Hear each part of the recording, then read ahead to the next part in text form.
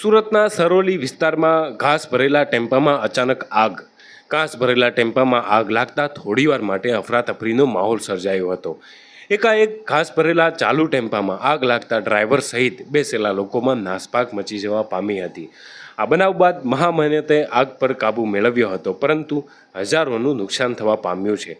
આ ઘટનામાં સદનસીબ એટલું કે કોઈ જાનહાનિ નથી થઈ. ટેમ્પામાં સવાર ડ્રાઈવર તેમજ તેની સાથે રહેલા લોકો સમય સૂચકતા વાપરીને ટેમ્પામાંથી બહાર નીકળી ગયા હતા, પરંતુ આ આગની ઘટનામાં હજારોની નુકસાની થવા પામ્યું છે.